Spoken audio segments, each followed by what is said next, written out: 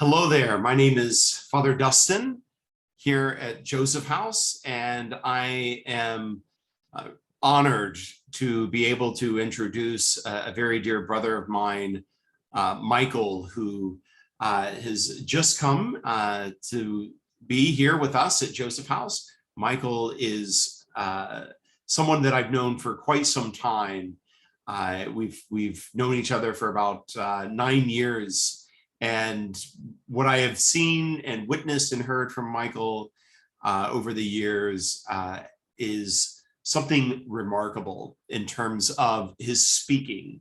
Michael is a powerful speaker. He gives powerful speeches, puts a lot of thought into his speeches, and his speeches go straight to the heart. And let me tell you, what you will hear is someone with an immense amount of conviction, someone with an immense amount of insight into the realities of what it means to be someone who is incarcerated in the state of Florida, but who has also gained many insights in those experiences regarding society at large, regarding our political communities, our need for greater justice, but especially it is Michael's call to unity, to breaking down artificial barriers that separate us really one from another.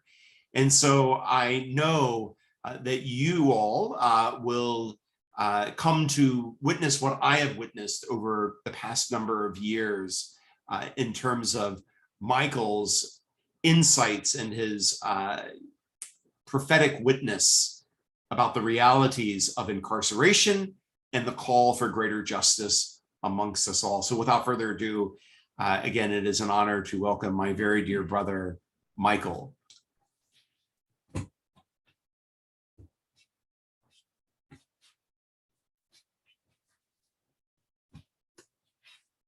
I want to thank you all for being present here today, listening to my first speech since my release from incarceration on June 11th, 2022. I'm here today to speak to you about some things that I have been thinking about during my incarceration period, which I was writing speeches, writing my own studies, my own teachings, my own ideologies, to possibly become a great activist when the time presents itself. Today, I want to tell you about a lot of calls that we've been making and that we haven't been making, becoming the downfall of humanity. Today, I want to thank you all present for allowing me to speak to you with unbiased minds, hearts, and spirits. Today, I will be speaking to you all about some calls that I have been thinking about making. Before I begin this speech, I will allow you a few words how this speech begins to be rooted in the depths of my conscience. I was sitting in my cell one day during my incarceration. I was on a status labeled CM1, which is short for Closed Management 1. It is a status where you are housed alone in a cell due to being a security risk of the general population of the incarcerated masses. You are only afforded the privilege of one phone call a month. So on one specific day, I was literally deep in thought about who I wanted to call for my one phone call for the month. It led me to think about other forms of calls. Sometimes we get calls and we look at our phones and see a number and don't answer. Sometimes we get called to speak with family or friends or associates about their days, or just to say some things we choose to speak about. We get calls about our bills that we really don't want to hear, but they have to be paid. While I sat in my cell thinking of these many forms of calls, I began pondering which person I call will serve me more purpose. So I began to think about what causes us to think so much about making one call, but being deprived of daily phone privileges and restricted to one phone call a month was the cause of those thoughts. So today I am here to speak to you all about a call that is caused. I don't know how many of you all here today have received calls that you have ignored and not answered. Maybe you are looking at your phone right now to see if it's an incoming call coming in.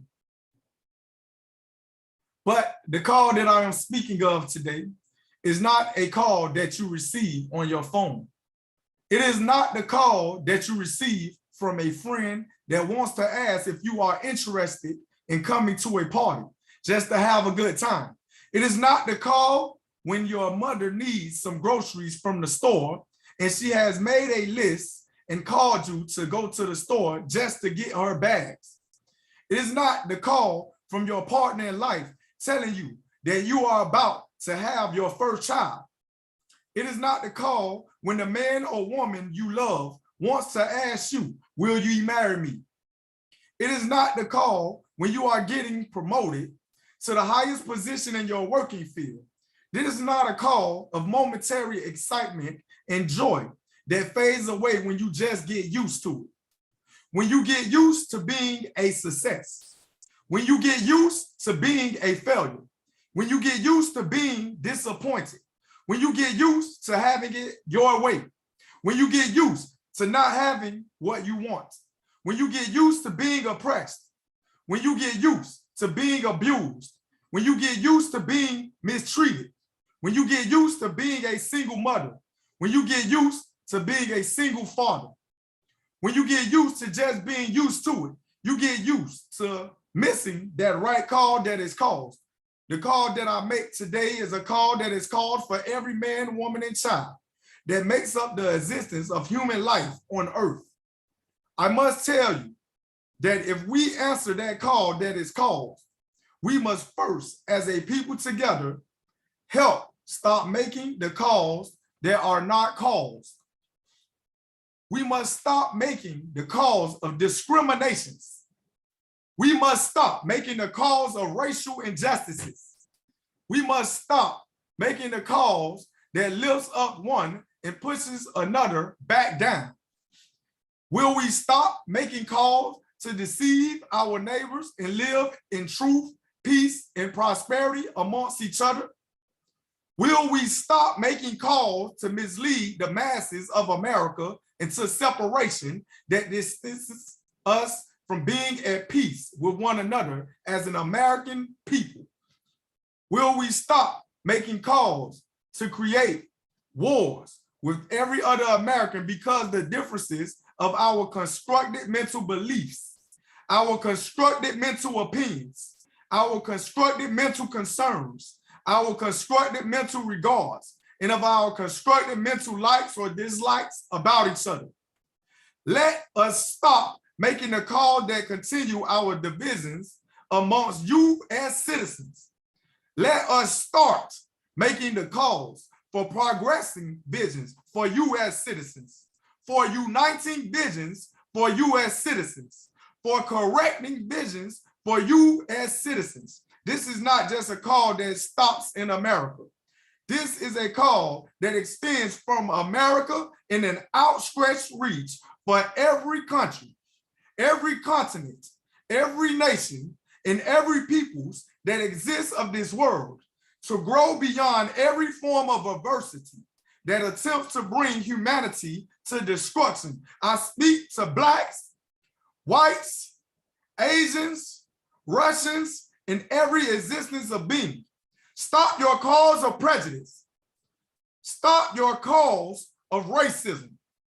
Stop your calls of biased ideologies. Stop your calls of blaming your environmental conditions. Stop your calls about your own concerns and thoughts. Let us start to consider a call for each other. Start calling for peace to destroy every form of war against the upliftment of all peoples. Start calling for love for your neighbor as yourself. Start calling for a caring heart above the persuasions of evil attempting to destroy righteousness from flowing through every heart that beats, through every mind that exists, through every spirit that moves in every existence of being.